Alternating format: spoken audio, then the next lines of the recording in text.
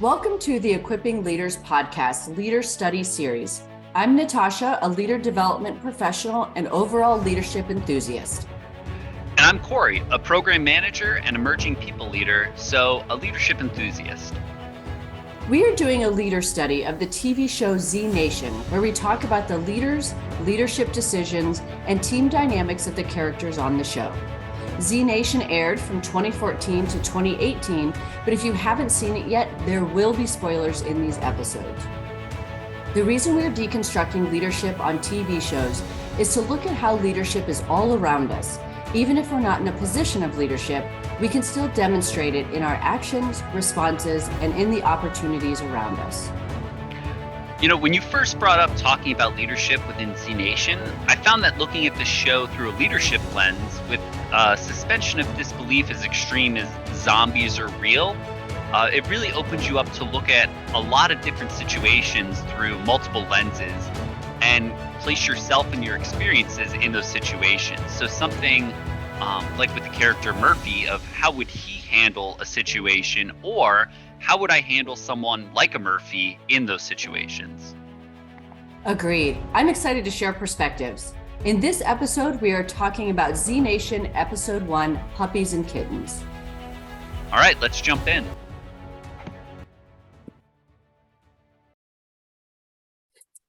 Okay, so we open up Episode 1, Puppies and Kittens. There is a lot going on. And so what were some of the things that initially stood out for you? Well, I think it was interesting that it was like the stage was sort of set originally kind of with like a military operation. So you get that vibe of is it going to be one of those sort of things or not? But then you kind of hear Mark Hammond, he's working on the fly, right? He doesn't have a lot of communication with his senior level leadership. He still understands and remembers what the goals were, why they were there. But he's not sure if that mission is broken down yet or not, right? Those goals have broken down. And then that kind of is what happens, right? Operation Bike Mark, as we find out, has started to shut down. So there's kind of that on the fly change, and now he has to react and adjust to that. I don't know what you saw. Yes, that military, that government component, I think is so interesting. And it's such a challenging thing, I think, to break down sometimes because it is its own beast. One of the things that I still thought was so interesting was when Hammond, he comes in and he finds those prisoners being injected and learns that it's against their will, right? So like as a person, you're like, oh no, like that should not be happening. But then, like you said, it's like he has these orders, he has this greater mission in mind. And I think that the military is one of those really unique places where that is something that could still happen, whereas other people might want to interfere. There's just a certain like chain of command and a different type of soldierization that occurs in the military and in the government that you would want to stop it. Right. But what I did appreciate about Hammond in those first moments, too, was he told those prisoners, if you don't turn, or if you do turn, I'll mercy you. Right. I'll make sure that you don't suffer for too long. So it was almost like he even realized the limitations of what he could do in the role that he was in, but then said, but as a fellow human, this is what I can do.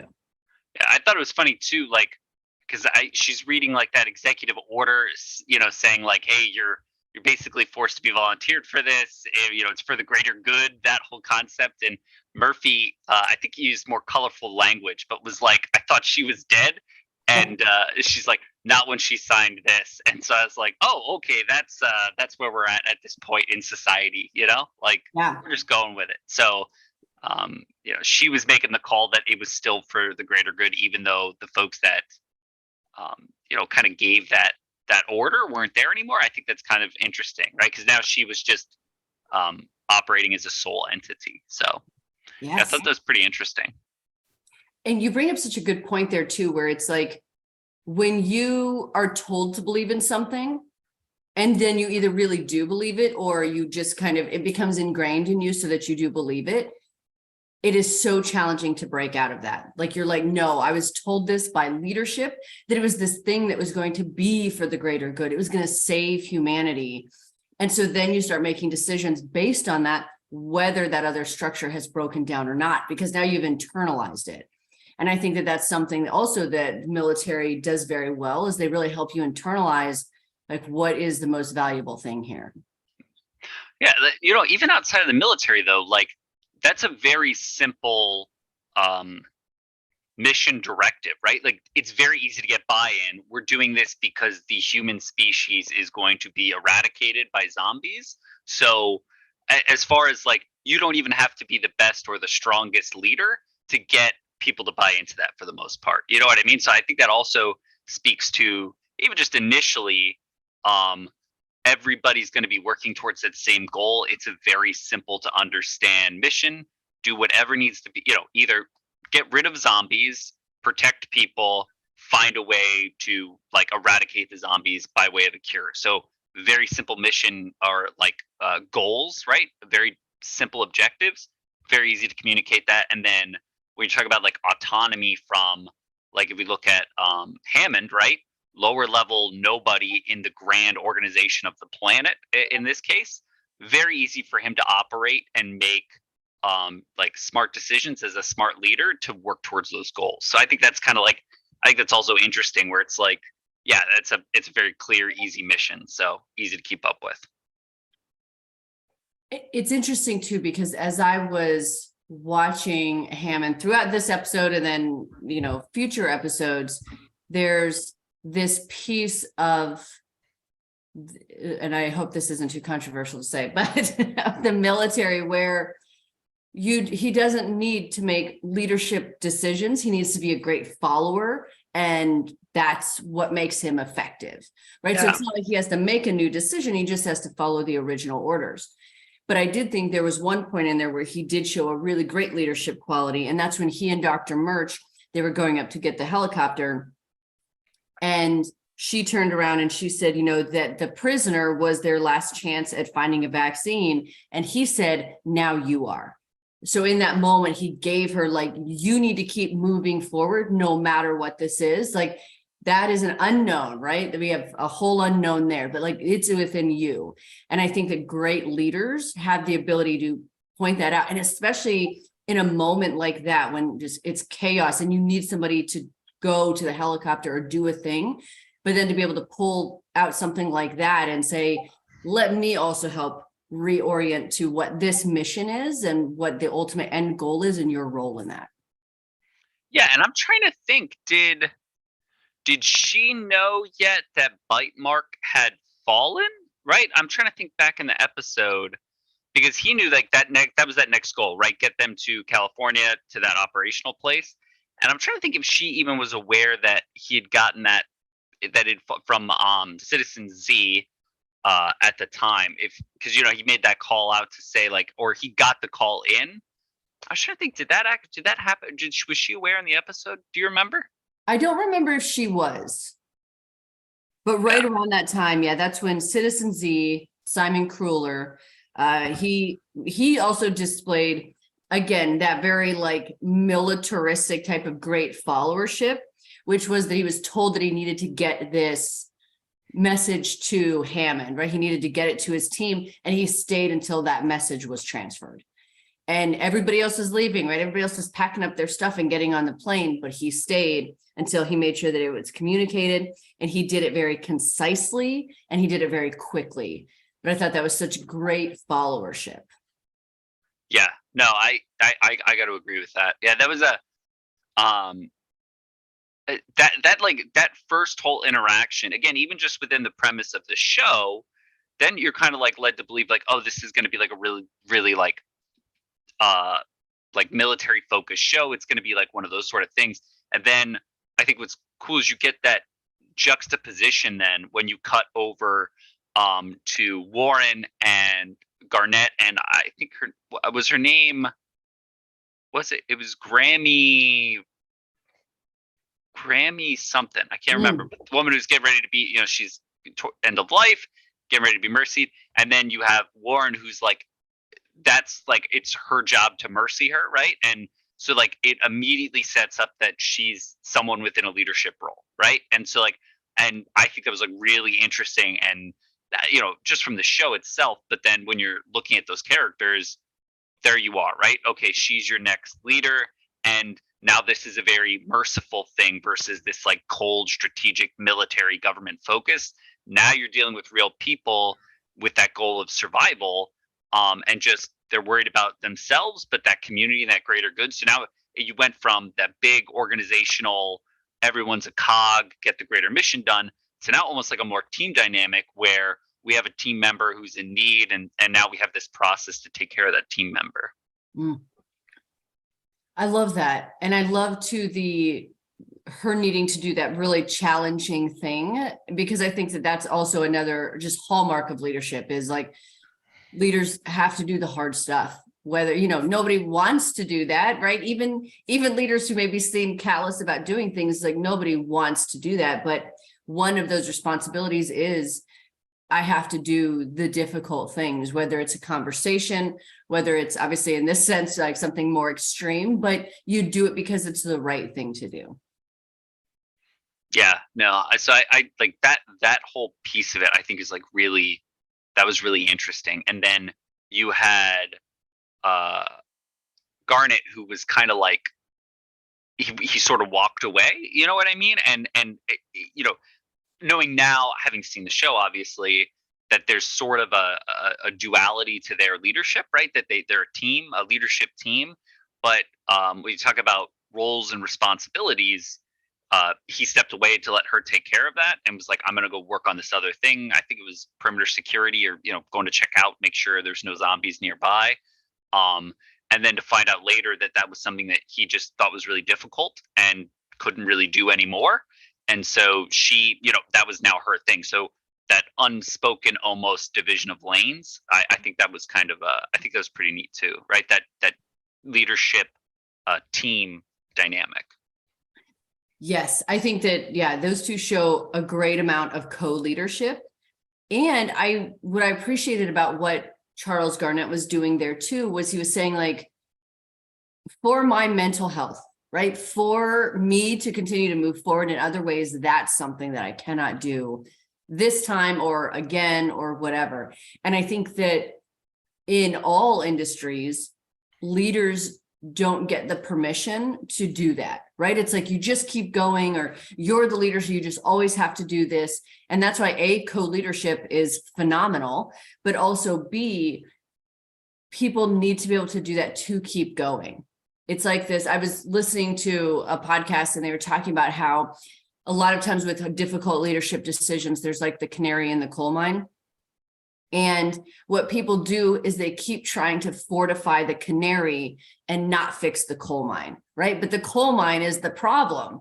And so in a situation like that, it's like, no, like get the canary out of there, let them breathe some regular air, then they would be ready to go back in. So I think that he really demonstrated too. And then her essentially also as the co-leader, giving him that permission to be like, I've got this one, right? Like this is a burden that we can both carry. I don't think that that is as common as it should be in our everyday leadership. Yeah, I also like that there was, like there was, I guess the word's not transactionally. I don't know what the word I want is, but that wasn't forced upon her either, right? It was a job they both understood that needed to be done. And I think like his character, if she wouldn't have been able to handle that either, he would have kind of grinned and bared through it. You know what I mean? But like it seems like there was an understanding, right? And so it was kind of like, I've carried this burden for a while. I need you to carry this for a little bit so I can, like you said, for my own mental health, sort of recover. And I think a lot of times, sometimes in professional environments, you don't always have that, like, you don't always get that acceptance or like that communication of like looking for consent for that kind of thing. And sometimes people will just force, I don't want to have that hard talk with somebody. That's a you thing, right? You're so much better at it than I am. And it's that like guilted into it piece. So, I think you see that a lot in industries. So I think that was kind of cool too, that it was a shared burden, right? And that there was that consent between the two of them about who was going to do what when. Yes, absolutely. I'm looking down at my notes. So around this time, we also meet Addie Carver and Mac Thompson. And those two, the dynamic that they had, what I appreciated about our first initial meeting with them is that they're trying out these new weapons to fight Z's. And when the Z's come from the trees, there's this volley back and forth. I've got this one, you've got like, and even Mac at one point pointed to her like, you've got this one, but it was this like really clear communication of this division of teamwork. So again, another piece of co-leadership, but also something really important, and that's this trust that you've got this, right? And you know, and then sometimes I've got it. So like we can stay in our lanes, we can each do our own thing and contribute, but also I'm going to respect what you're bringing to the table too, and let you have that moment. Yeah, and I also was kind of cool was it like Doc was obviously in the background there as well. And I think it's interesting that there was like also a trust level there amongst that team of you know, where you had Addie who, you know, was trying out that new bat weapon and everything like that. And then you had Doc in the back having that transaction for purchase, right? Trying to sell the aspirin and then the oxy and then the meth and all of that. And there's zombie, right? This real and clear threat that is coming in his direction, right? So never even kind of gave it peace of mind in the beginning there because he knew what their capabilities were. They had worked together in the past and was able to very quickly assess that's something that, you know, is within their realm to kind of deal with. So Mac and Addie, you know, they got that. That's fine. I'll continue trying to, you know, use as little aspirin or meth to purchase these weapons as possible. And I just thought that that was really interesting because that trust in the team is so important. And sometimes you don't always run into that, right? And I think that lack of trust is sometimes where micromanagement starts to sneak in a little bit because it's like, oh, you know, I know that I told them to do this, but I don't know if they're going to be able to do it. So I'll just do it as well. And then either, you know, your own work starts to suffer or you create that kind of start to get a little bit of toxicity in there because it's like, well, you told me to do it. Now you're doing it. So why'd you even assign it to me in the first place type thing. So I thought that was pretty interesting too. That trust in the team. Yes. And I agree. Like micromanagement is a lack of trust in oneself to delegate, to give clear instruction, and a lack of trust in other people to get things done.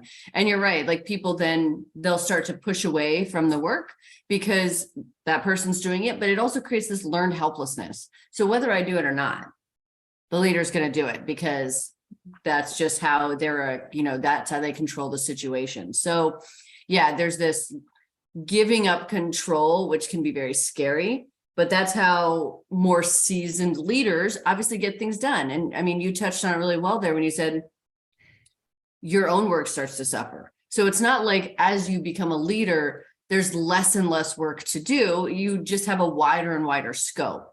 So maybe you're not actively an individual contributor, but maybe you are. Many leaders still are. But now it's like, now how do I actually get all of this work done? How do I actually push like initiatives that make impact forward? And I've met individuals and coached some individuals who really struggle with that. And they're still trying to do their IC work, individual contributor work. And then they're also trying to do like the leadership piece. And they're struggling hard and they seem successful, but really what they are is busy and way too busy for taking care of themselves and getting other things done. Yeah, no, it's funny because like the taking care of the business piece, like the zombies have become the business, right? The end state is you want survival, but to get, and so that's kind of like the incentive or the paycheck, if you will. But the you know, getting rid of zombies and creating a safe space, that's now a shared industry across humanity. And so I think when you look at that they have that small team dynamic, right? They're out in the middle of the woods. They're buying things out of a armored van on the side of the road. And then you also have that big military, it's like small business, large business. They both have kind of that same objective, right? They're both trying to survive. And I think it's interesting that you have a really cool representation in that show of that sort of thing. Like you have two different paths, both trying for the same goal, both have strengths and weaknesses. And so I think as you start to progress throughout the show and those two mindsets or industries kind of collide, it creates a really interesting dynamic, right? Of picking the strengths from both and trying to avoid the weaknesses of either of them. So yes. So we get to a point where Hammond, he has this prisoner named Murphy, and he needs to get him to California, like you said.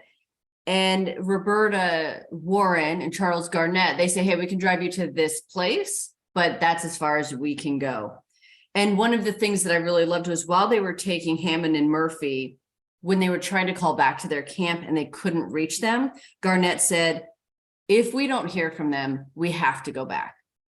And I loved that statement in there because it was such a value statement of here's what's important. I want to help you, but this is what I said was important. And that's where my loyalty lies with that. And it's like helping others, but acknowledging who you're responsible to, what you're responsible for. And there's just this saying, like, you keep the main thing. And that's what he was doing. These are my people. And if we don't hear from them, we need to go back and check on them. Yeah. And, it's funny too, because right before they left, I can't remember the character's name, but there was an older gentleman and they were talking about, well, we can take you right so far. And he was like, I don't know if it's worth risking the truck, right? Because it was a resource that that community, that group needed. And so they wanted to be helpful, but they also were trying to weigh out that pro con of like, we understand this is for the betterment of the planet, right? The larger group as a whole, but it could have a potentially drastic effect on our small piece of that team. So it was like that resource allocation. And I think a lot of times professionally, you'll run into that with maybe an individual with a certain skill set, like say a developer, right? Like, hey, that's our best developer. We understand that you need him for this greater software product, but our one feature that we're tasked to work on would really suffer if we lost that developer. So that sort of and it wasn't a quid pro quo relationship, right? Because again, we're all just trying to survive the zombie apocalypse. So now it became that we want to help because that's part of what we do. But then, how will this affect us? And so they had that kind of conversation. I thought that was really interesting as well. And I think you bring up a great thing there around change management, right? Where it's like, there's this bigger vision and we don't know how we're going to get there. We need to get to California and we're in New York. So obviously also at a time where there's no planes or, it's harder to find transportation and all of that. And sometimes a leader has a vision for the future and doesn't know how to point to all the steps to get there. So it's just this bigger vision. And yeah, people will say, but what about this, right? Because that's how most people can think is, what is impacted? How is this impacting me or us immediately? And to have a voice in that, which they absolutely should. Because sometimes you can get so caught up in a future vision that things that are right next to you can suffer. So you don't want that. But at the same time, it was really interesting to see that piece where it's like, yeah, there's this bigger vision in place. And people will, not that they were hoarding resources, obviously they helped them, but people will try to hoard resources because they're like, I don't know what this changes for us. I don't know if that's even going to happen, but I do know that this is what I'm responsible for. And that's what I need to protect. Yeah, because like you were saying with that scene where, he'd set up and said, like, we haven't heard from our people. We need to go back. I think at that point, Hammond starts to explain or say, like, tries to get the buy-in for his mission now over theirs too. And I thought that was like, this guy, Murphy, is the potential savior of humanity, et cetera, et cetera. And like their belief, like we were talking about earlier, in their mission of like protecting that community that they had and keeping that community safe. He like struggled for that buy-in a little bit. And that final, like, I believe he just had Murphy show his bite marks, which I mean, you and I know, and hopefully everyone listening, otherwise spoilers, knows is, that combination of when he got that like test vaccine plus getting attacked by a zombie right after, whatever the zombie virus was, sort of gave him that immunity to not being dead, right? Murphy lifted, or turning into a zombie rather, lifting up his shirt and showing those bite marks, right? That helped with that buy-in. And I'm trying to remember chronologically if I think it was Doc, right, who radio calls in and is like, "Hey, um, the place is on fire. Are you guys okay? What's going on?" And so now they've accepted that loss potentially, and now have to buy into this new mission, right? So now you're about to start forming a new team. So I think that that's pretty interesting too. Yes. And this is also about this time when we get to see Roberta and Roberta Warren, Charles Garnett, and that co-leadership where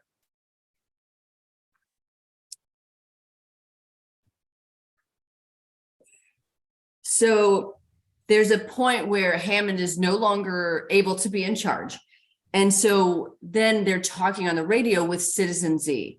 And it's interesting because Addie has the radio and Roberta Warren is standing there and Citizen Z asks who's in charge.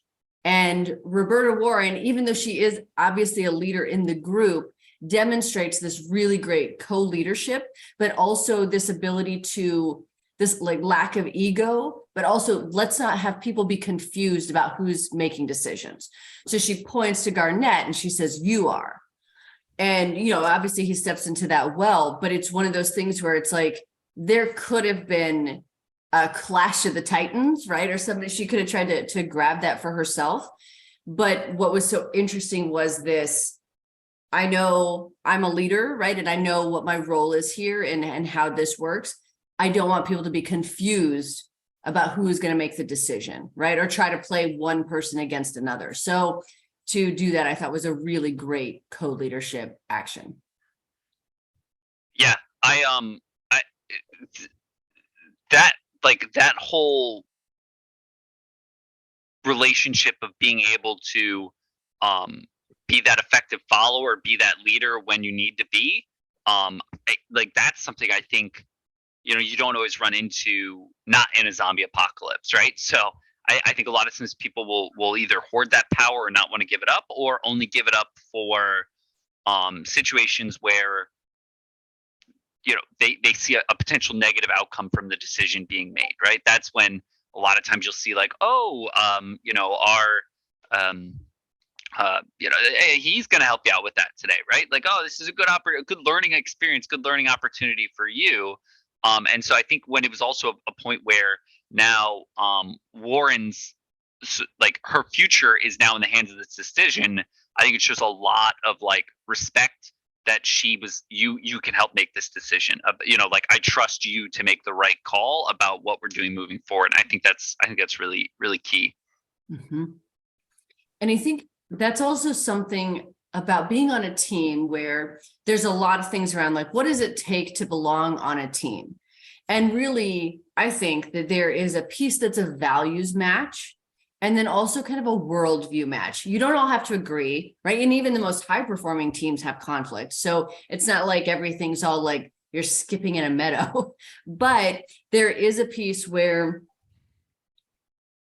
you have to at least know that, like, understand where they're coming from, that intentionality, so that then when they do make decisions, you don't feel the need to over question it or anything like that. You're like, you have a similar worldview. Maybe I wouldn't have made the same decision, but I am on board with this decision. It's a values match. It's a worldview match. Yeah. And no, that's a great point, because I think when you talk about like the, you know, the values matcher piece, after they, you know, their little community has fallen, they find out about it. I think that's when they run into Addie, Mac, Doc, all of them, and then they get to that school or that like reserve center. That's where, you know, that's where they're supposed to be rendezvousing for the chopper that Citizen Z has been, you know, trying to coordinate and get into that location for them. or at least that re-follow through, that's where you start to see this whole team come together. And what I think is really interesting is they show up and they can kind of hear a little bit of growling. It's a brand new team, right? There's like, at least as far as Murphy being there and Hammond being there, I think that there's some sort of a relationship implied between Doc, Abby, Warren, everyone like that. They sort of know each other, but they all show up and they hear this noise and they're silent, right? And they are looking around for zombies, and they're effectively working together because, they know that that's what's best for the group as a whole. And I thought that was like really, really interesting. And then I think they find the baby, right? At that point, the baby in the car. So now you have this new focus, right? There's a little baby human. We need to protect that human, keep them alive too. And I think it's a pretty cool little sort of, that team just formed, but because the mission was clear, get rid of the zombies, they're able to effectively work together. I did think this episode was really a great example of the forming stage of, the stages of team development, Bruce Tuckman's work. And just to see them come together, nobody's really questioning, you're just kind of figuring each other out. But like you said, this clear initiative to move forward was very present. Yeah. There's another thing that Roberta did too after the call with Citizen Z, where she pointed out that Garnett was the leader. And this is where this co-leadership thing, which I am going to keep bringing up, but she then prompted him. So he was silent. And so, he said he was the leader. Citizen Z gave him the transmission he needed to.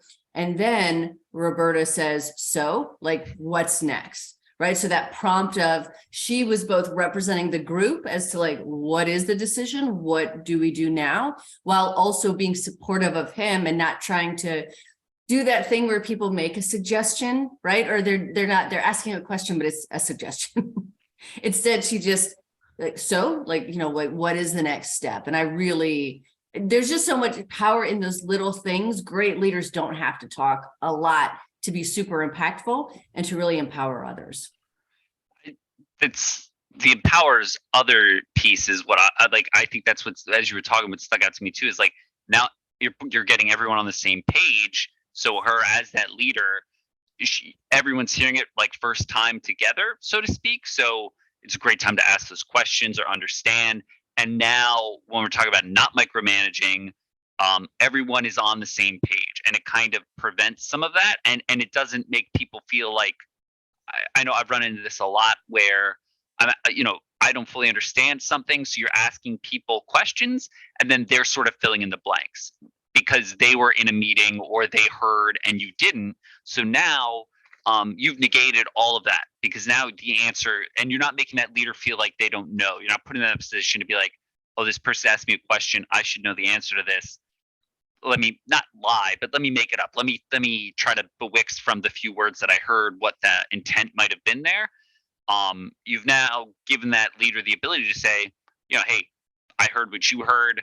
Let's try to, what do we think is what was meant by this potentially? Or, hey, that's a great question. We should go back, get some clarifying guidance on that. And I think that that's super powerful too of, everyone was present while that decision was being made or while the information was being relayed. And you don't have to always have that, oh, this is, program managers only, and they'll disperse the information to their team. So I think sometimes you run into it where people feel like that's removing like power or authority from them because that's their job as the manager to let that out. And I really don't look at it like that. If we can all be in the room and hear it together and ask those questions, because that power of the mind, it's going to make me a better leader too, because I don't always know all the work that's happening. So to hear maybe somebody that's doing it ask a question, that lets me know of potential, blockers or impediments that might exist going forward as a leader, that now I know the next time something like this comes up, I can ask that question in case the team's not there. Mm-hmm.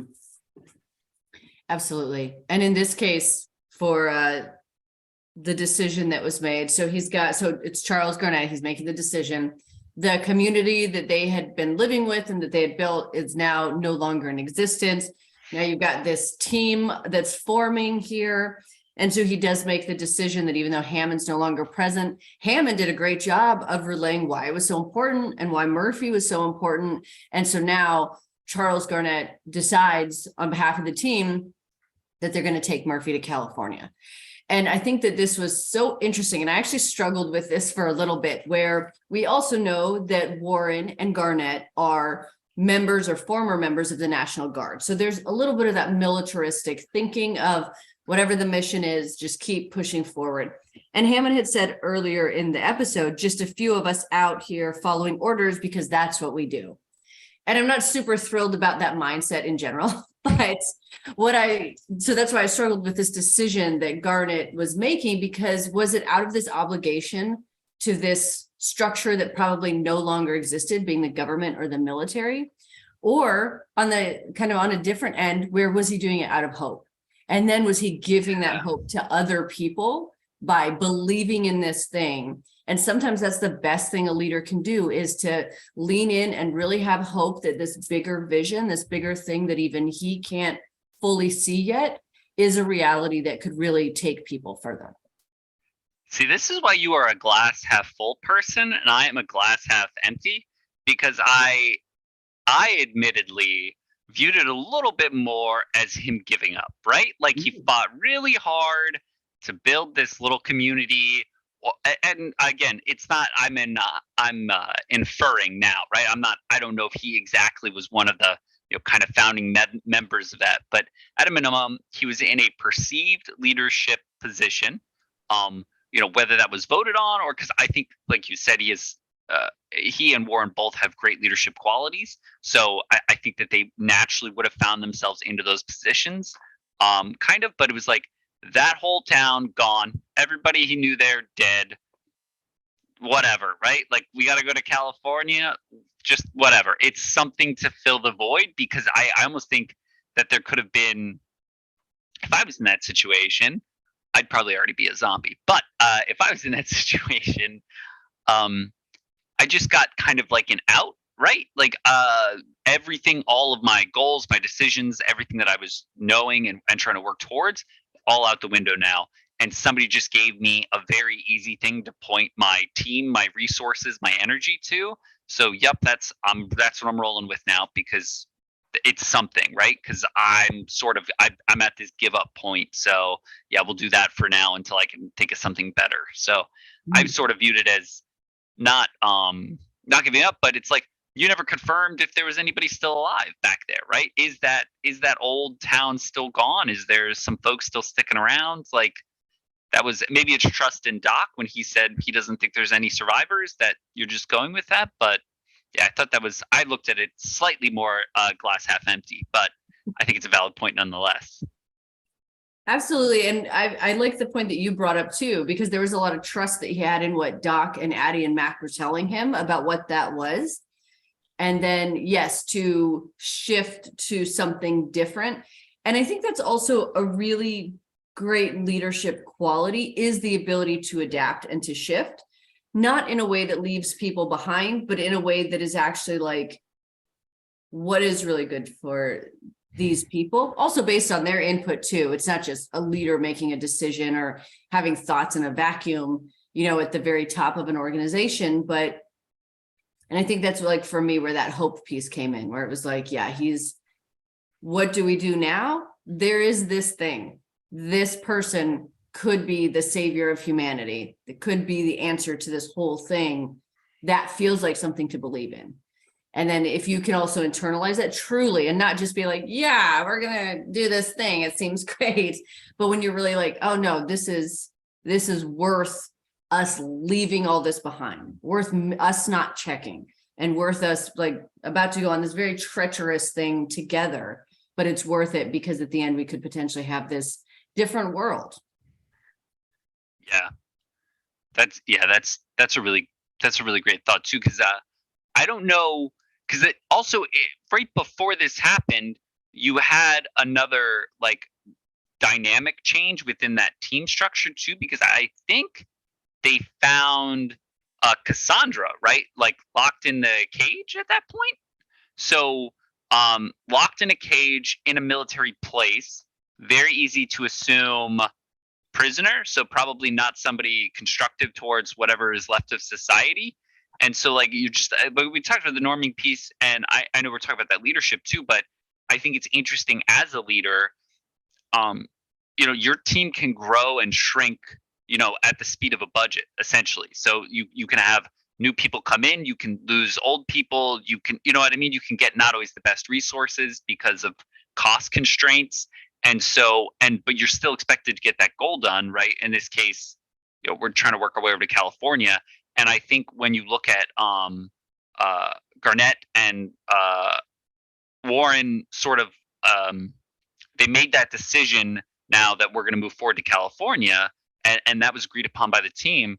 This team is like got people that are 15 minutes old in it. So I don't know if that's the ability to not size people up. That's not the word I want, but like assess the strength of your team for the task ahead. If you can do that very quickly and realize some of those people may not be as strong or as required, but you can get them there throughout the process. I think that's really interesting, because so far the team has only grown. You haven't lost any resources. So I wonder, like, do you think like just look at more is better? You know what I mean? Like if you have a challenging task ahead of you, you've got more people. They might not always be the right skill set, but that skill set might come in handy down the road. Doc he's medical, right? So to speak, medical doctor, so to speak, but he has that knowledge, but he's also a little bit older. So, as far as like speed and agility goes, not in an ageist way, but, there's just like physical limitations. I just like, what do you think? Do you think like more is better from a team size as a leader when you have that challenging thing ahead? I don't necessarily think more is better. You definitely like need to have a good dynamic. Again, the similar values, similar worldview. But at the same time, what's so interesting about this is, does that matter? Because like you said, so again, we're in the forming stage of this group thing. So we have like the knowns to each other. So you have your Warren and Garnett, Doc, Addie Mac. So you've got them who are the knowns. You have this unknown of Hammond, but who makes a connection pretty quick because of the military thing, and they can relate to that. You have Murphy, who is kind of along for the ride now. Like they don't have a choice. He's the mission. So it doesn't really matter what role he plays. He's the savior of humanity. That's his role. And then we also get, 10K and Cassandra. And I think that Cassandra is a super unknown because we don't know what skills she has. And we also don't know if she's being completely honest. And then we have 10K, who very obviously has skills that the group needs. Yeah. So I think sometimes it's also you take a chance on someone. And in this case, it's just because you happen to be not a zombie and you get to join the group. But sometimes you take a chance on someone, and who knows what additional thoughts, that diversity of thought from backgrounds and experience and cultures and all of that will bring to your group. And sometimes it pays off and sometimes it doesn't. If only there was like a perfect model and checklist for like building a team. But that's why I think it was the absorption of Cassandra and 10K was so interesting in this episode, because like I said, Cassandra, an unknown, and 10K, we know what skills he has and we do want those. Yeah, it's funny, with 10K, it's funny. It's like, I don't think the team definitely absorbed him, right? But he chose to be absorbed too, right? So like he was up on that roof. He had a sniper, right? So he was checking him out. He could have stayed there. They just killed a bunch of zombies, right? So they theoretically made that semi-secure location. It had like that wall and everything. They made it safer or easier for him to make it safe. It was a compound. They said that there was food and supplies. I think they'd also talk about it starting to run out because everybody found out about it, whatever. But he had this place. He chose to go with them. He chose to, I think he shot that zombie that was coming after Doc, I think was like the first interaction. He saved Doc's life. But like he was sort of this individual contributor running parallel to their goals, their mission, and he chose to sort of join in with them. And I think that's pretty cool too, because he sized them up so that they were like decent or at least matched his values and his mission. and then he chose to join in with them. But I think it was Garnett who actually stopped the truck and asked him to get in too. So again, that was a good leader observing this guy has skills. He's running in the same line, like it's probably worth pulling him into our mission. I think it was, not to be the contrarian, but I think it was actually Doc as they were driving off, and he was like, "Hey kid, do you want to join us?" And he just kind of like shrugged his shoulders and jumped in. And the reason why I remembered that is because I think there is a super interesting, I don't know if I'd call it father-son, I don't know if I'd call it leader-follower, but there's a super interesting dynamic between Doc and 10K that emerges, where I think they both show these great leadership qualities as individual contributors. They don't need to be the person in charge, but they do these really caring leader actions throughout the series that are like just really great leadership things that we can do on a daily basis. So it's like he saw that this person, he knew that this kid had saved him. He saw that maybe he needed a ride, right? And he just made the offer. And like you said, 10K then made that agreement to be like, yes, I will be a part of your group. Yeah, I think you're right. Yeah, I think it was Doc, because that's a great, like you said, that's a great dynamic that grows and continues to grow throughout kind of the story. I love it. There's no more. We're done with episode 1. Yeah, so that's it for episode 1. Okay.